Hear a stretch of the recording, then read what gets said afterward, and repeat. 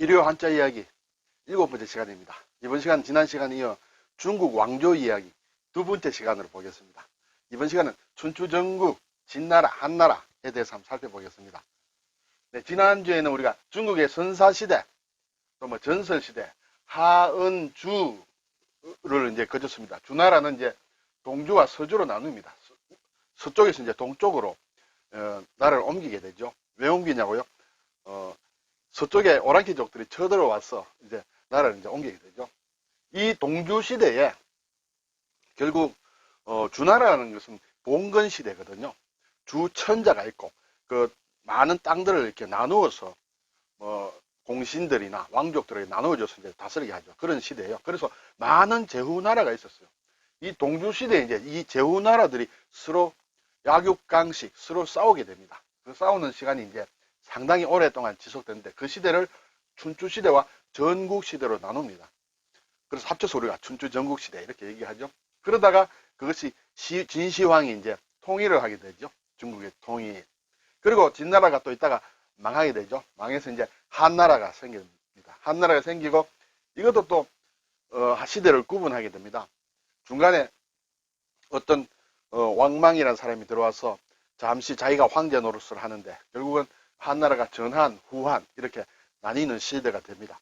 이 이후에 이제 다시 우리가 잘 아는 삼국지 시대로 들어가게 됩니다. 자, 이번 시간에는 여기에 노랗게 색칠한 춘추, 전국, 진나라, 한나라의 나라 이름이 어떻게 된 것이냐는 것을 살펴볼 것인데 그렇게 철학적이거나 또는 아주 복잡하거나 막 그런 사연은 별로 없습니다. 그렇지만은 왜 그런 이름을 쓰게 되는가 간단하긴 하지만 그것을 한번 둘러보면서 그 주변의 것들도 같이 한번 살펴보겠습니다. 자, 춘추시대. 우리가 춘추란 말은 지금도 많이 씁니다. 나이를 얘기할 때도 춘추라고 하고, 봄, 그리고 가을을 춘추라고 하고, 또 이 시대를 가리켜 춘추시대 많이 쓰는데, 이 시대는 어떠냐면, BC 770년에서 403년입니다. 그래서 상당히 몇백 년 동안 지속이 됐습니다. 주나라가 이제 서주에서 동쪽으로 옮깁니다. 그래서 동주시대에 있은 것이다. 이때는 정말 많은 나라들이 이렇게 싸우는데 그 중에서 가장 한 시대들을 주름 잡았던 사람들은 이제 춘추 5패랍니다. 5패. 5 임금들, 5 왕들이 있는데 패는 여기서 패자, 이긴 사람을 얘기하거든요. 춘추 5패들을 중심으로 해서 이제 나라가 흘러갑니다. 그러므로 이 시대는 나라가 굉장히 많습니다. 작은 제후국들이 굉장히 많습니다. 그 나라 이름 우리가 다 다룰 필요가 없겠죠. 전문 학자들은 알 필요가 있는지 몰라도. 그래서 저도 여기서 과감히 다 생략을 했습니다. 왜냐하면 하나하나 조사하려면 굉장히 힘듭니다, 사실. 그리고 그것까지 알 필요는 없지 않겠느냐는 생각이 듭니다. 어쨌든 춘추 5패의 시대가 되는데 이것은 왜 이 시대를 춘추 시대라고 하느냐 하면 후대 얘기를 했겠죠. 공자가 썼다고 또는 이렇게 좀 수정했다고 일컬어지는 춘추라는 그 역사책이 있습니다. 공자는 노나라 시대 사람이죠. 노나라가 이때 춘추 시대에 해당이 됩니다. 노나라도 춘추 시대의 작은 한 나라입니다. 그 공자가 노나라의 역사인 춘추를 쭉 적었는데 노나라만 적은 것이 아니라 그 시대에 주위에 많은 나라들을 적었겠죠. 어느 나라가 어느 나라를 집어삼키고 싸우고 어떻게 되고 한 것이 그런 스토리가 여기 다 기록되어 있어요. 그것을 이제 우리가 춘추 시대라고 한다. 책 이름에서 비롯된 것이에요. 그런데 여기 춘추시대는 BC 770년에서 403년으로 되어 있는데 공자님이 살았던 시기가 BC 551에서 479년입니다. 물론 이 책에는 공자님 태어나기 전부터 있었던 일이 스토리가 기록이 됐죠. 옛날 역사니까. 그리고 공자님이 돌아가시고 난 이후까지 있습니다. 물론 말기죠. 그래서 완전히 이 시기를 다 커버했다기보다 대략 춘추에 기록된 시기가 이 시대의 마지막 시대하고 같이 맞물려 있다. 이렇게 볼 수 있겠죠. 이 공자의 춘추라는 것은 사실은 우리가 역사책의 여러 종류가 있습니다만 노나라의 역사책인데 편년체로 쓰여졌다. 예. 연대별로 편찬했다. 연대순으로 차례차례 된 것이다. 그렇게 되죠. 이것은 그렇게 되면 결국은 이 책에 보면 몇 년, 노나라 왕 몇 년 이렇게 됩니다. 몇 년, 언제, 어느 계절이다. 몇 년 봄이다. 몇 년 여름이다. 이렇게 가을이다, 겨울이다, 추나 추동 이렇게 몇 년, 그리고 계절이 나오고, 그리고 매달, 며칠, 그리고 기사가 나오는 거예요. 그렇게 쭉 서해졌다. 그래서 이제 이 공자님이 썼으니까 상당히 엄격하게 썼겠죠. 그래서 우리가 춘추필법이란 말을 가끔 합니다. 이것은 이제 공자의 역사 미판이 나타나 있는 이 춘추와 같이 대의명분을 밝혀 세우는 어떤 역사를 쓰는, 기록하는 법의 하나다. 이렇게 되죠. 그래서 뭔가 정말 사심이 없이 공명정대하게 글을 쓰는 것을 우리가 춘추필법이라 한다. 이렇게 되겠죠. 그래서 이 시대를 이제 춘추시대라고 한다는 것이죠. 자, 춘추시대 계속 이어서 이제 전국시대가 전개가 됩니다. 전국시대는 춘추시대 마감인 BC 403년에서 BC 221년, 221년은 진시황이 나라를 통일하는 시간입니다. 자, 그러면 403년이라는 게 뭐냐? 이것은 사실은 403년부터다, 아니면 시기가 좀 왔다 갔다 합니다. 역사가들의 평가에 따라서. 대략 일반적으로 이렇게 얘기도 한다. 이렇게 되겠습니다.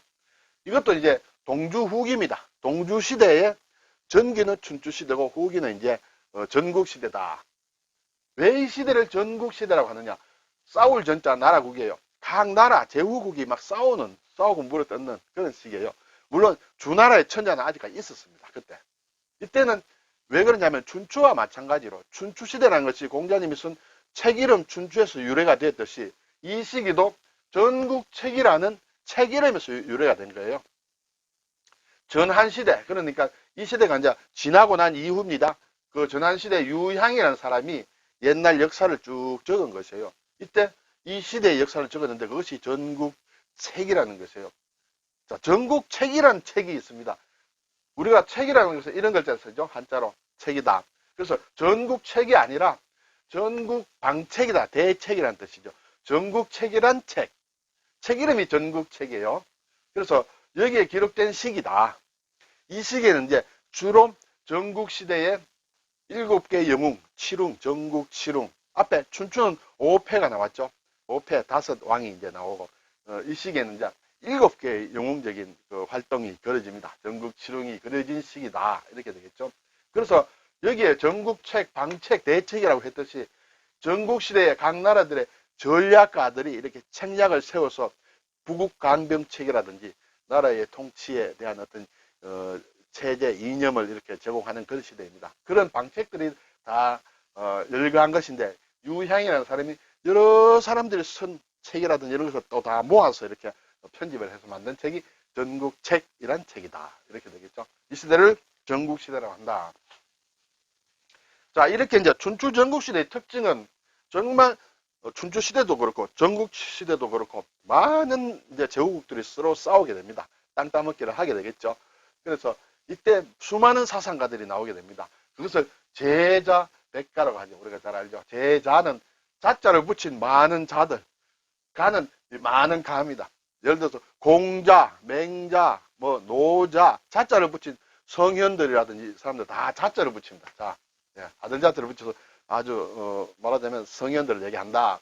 그 사람들이 이룬 하나의 일파를 가라고 합니다. 그래서 공자는 유가를 대표하죠. 노자는 도가를 대표한다든지 이런 식으로 이제 그 모든 자와 모든 가들이 이 시대에 활동을 했다. 이 시대에 가르쳐서 나온 말이 제자 백가다. 이렇게 되겠죠. 자, 그렇게 전국 칠웅까지 이렇게 전국 시대가 오다가 결국은 마지막에 BC 221년에 이제 중국 최초로 통일국가가 이제 형성이 되게 됩니다. 그것이 진나라예요. 진. 중국에는 진이라는 이름이 굉장히 많습니다. 나라 이름이. 전국, 춘추 전국시대도 진나라가 있었어요. 이러한 진도 있었고, 또 다른 진도 있었고, 많이 있습니다. 그래서 이 진짜는 별로, 나라 이름 외에는 별로 서지 않은데, 이렇게, 잘, 기회가 될 필요가 있겠죠. 이렇게 헷갈리지 않으려면, 봄춘자 위에 서는 거 지금 아래에는 벼화자예요. 농사가 아마 잘 되는, 그런 지역의 이름인 것 같습니다. 그래서 어쨌든, 통일국가가 형성이 됐는데, 그때, 진시황이 이제 이렇게 통일을 하게 되죠. 그 전까지는 황제란 이름이 없었습니다. 없었는데, 처음으로 시황제, 황제가 이제 시작이 된다는 것이죠. 시황제. 그리고 진나라의 시황제이므로 진시황제라고 하고, 또는 진시황이라고도 한다. 이 진시황의 성이 뭐냐? 이렇게, 이제 성과 시가 있고 뭐 이름이 있겠죠. 그래서 시는 보면 진시라고도 하고 조시라고도 한다. 그래서 진이라는 것이 연결이 된다. 이렇게 되겠습니다. 그런데 이 진이라는 것은 진시 황제가 처음으로 세운 나라가 아니고 진이라는 나라는 잠깐 있었습니다. 15년 있다가 망하게 됩니다. 망하게 되지만은 원래 진은 언제 진이냐 하면 주나라 때 이미 분봉을 받은 나라예요. BC 905년 그러니까 700년 동안 이어진 작은 나라로서 이어져 온 나라입니다. 제후국입니다. BC 900년이므로 상당히 오래됐죠. 700년을 계속 이어준 진이라는 국가가 있었다는 것이죠. 그것은 무엇이냐면 앞 시대 이제 주나라 시대에 진비자라는 사람이 있었어요. 이 한비자가 아니고 우리 이제 이 시대에 한비자가 나오죠. 그런데 그것과 달리 이 비자라는 사람이 진비자라는 사람이 진시황의 아주 최고 위의 할아버지다. 그런 때겠어요. 이 사람이 이제 말을 잘 키웠는 모양이에요. 그래서 서나라 서주 때 주나라 때 이 대부가 됩니다. 대부가 돼서 이제 이렇게 분봉을 받습니다. 지금 감축성에 진읍이라는 곳에 분봉이 되어서 조그만 제후국이 되는 것이죠. 그것이 BC 900년이고 계속 흘러와서 정말 저 아래 손자대 진시 황제에 가서 이제 중국 전체를 통일하게 된다. 이렇게 되겠죠. 그래서 이 진이라는 데서 차이나란 말이 나옵니다. 이제 서양으로 퍼지게 되죠. 그래서 차이나란 말이 여기서 나온다. 네, 이렇게 되겠습니다. 근데 우리가 보면 이제 황제란 말은 이제 진시황이 처음인데 중국 역사에 보면 황제라는 또 낱말이 많이 나옵니다. 전설상의 제왕이다. 삼황오제라고 할 때 그 나오는 황제가 있는데 이 글자가 다릅니다. 여기에 전설상의 제왕으로 나오는 황제는 눈을 황자를 쓰고 네, 진시황은 황제의 황자를 쓴다는 것을 가끔 보면 좀 헷갈릴 때가 있습니다. 우리가 한자에 익숙하지 않기 때문에 한글로만 순서서 황제, 시황제 막 이렇게 나오면 조금 헷갈립니다. 네. 이제는 한자로는 다르다 이렇게 되겠습니다. 그래서 진나라는 유래가 진시황의 첫 할아버지, 시조 할아버지인 비자가 분봉을 받은 진읍이라는 곳에서 이름이 유래된 나라다 이렇게 되겠죠. 자 이제 진나라 말기에 이제 또 나라가 15년밖에 되지 않았기 때문에 상당히 흉흉하게 됩니다. 그렇게 해서 결국은 한나라 유방이 나라를 세우게 되죠. 우리가 몇 번 여기서 다루었습니다만은 뭡니까 항우와 유방기가 싸우게 되죠. 항우가 유방과 싸워서 유방이 결국은 이기게 되죠. 항고조 유방이 세운 국가다. 네, 이것은 상당히 지속이 되죠. 한 400 몇십 년 동안 됩니다. 네. 그럼 이 한나라라는 이름은 어디서 나왔느냐는 것이죠. 제가 지금 하고 있는 것은 나라 이름이 어디서 유래됐느냐는데 제가 아주 거기만 집중해서 이렇게 한 것입니다. 이것도 결국은 따져보니까 분봉왕이다. 한나라 유방이 항우와 이렇게 싸울 때 한중이란 땅에 한중이라는 것은 막 중국 전체의 한 중간쯤 되는 지역이 있는데 한중의 분봉이 돼서 한왕이라고 불리게 됩니다. 한왕으로 불리게 되죠. 항우는 초패왕, 초패왕이라고 하는데 유방은 한왕이 되죠. 그리고 이 한왕 유방이 나라를 통일하고 황제가 되었을 때 이 분봉된 국명 한을 나라 이름으로 사용해서 그냥 한나라 이렇게 되는 것이죠. 여기에서 한에서 지금 사용하고 있는 중국 사람들이 사용하고 있는 여러 가지 한이란 것이 다 여기서 유래가 되는 것이죠. 가장 쉽게는 글자 이름도 한나라 글자에서 한자 이렇게 되겠죠. 네. 대외적인 나라 이름은 차이나는 진에서 나왔지만은 그 위에 많은 중국적인 것에 붙는 것이 한이다. 그래서 민족 이름도 한족이다 하고 글자도 한자다 이렇게 되죠. 그럼 여기서 한중이라는 이제 지역에 분배가 됐는데 이것은 이제 한수 양자강의 한 지류라고 볼 수 있는데 한수 유역에 있는 것이다. 한수다는 것도 상당히 길게 흐르겠죠. 어떤 그 유역에 있는 그래서 한중이라고 부른다는 것이죠. 근데 이 한자는 사실은 글자를 좀 뜯어보면 물이 잘 흐르지 않는 강을 얘기해요. 물론 비가 오면 물이 흐르겠지만 어느 정도 또 시간이 지나면 강 바닥이 드러나는 막 그런 강이죠. 강물이 이렇게 계속 고여 있는 강도 있고 또 비 올 때만 물이 있고 비가 오지 않으면 또 물이 없는 그런 강이 있는데 이 한수도 그래요. 여기 오른쪽에 있는 이 글자 자체가 사실은 비가 적은 이렇게 좀 마른 땅을 뜻하는 그런 글자예요. 이 글자를 지금 여기서 다 설명할 수는 없는데 뭐 여러 가지 학설이 있습니다만 상당히 물기가 별로 없는 그런 좀 마른 땅이다 이렇게 돼서 이 글자 자체를 보면 한수라면 별로 물이 흐르지 않는 강이다. 이것은 결국은 한자를 하는 학자들의 일설에 의하면 이 한이란 발음이라는 것은 그건 말을 건자와도 통하고 발음상으로 또는 하늘 천과도 이렇게 좀 통한다. 네, 이렇게 되겠죠.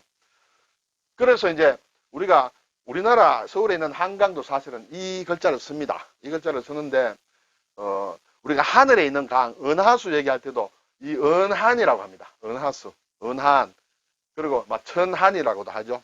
은하수를 은하라고도 하지만 은한, 천한이라고 하는데 왜냐하면 하늘에 물이 이렇게 많으면 좀 곤란하겠죠. 하늘강은. 그래서인지 몰라도 어쨌든 물이 별로 없는 뜻의 글자다. 막 이렇게 되겠습니다. 자, 어쨌든 그리고 이 한나라가 이제 중간에 잠시 단절이 됩니다.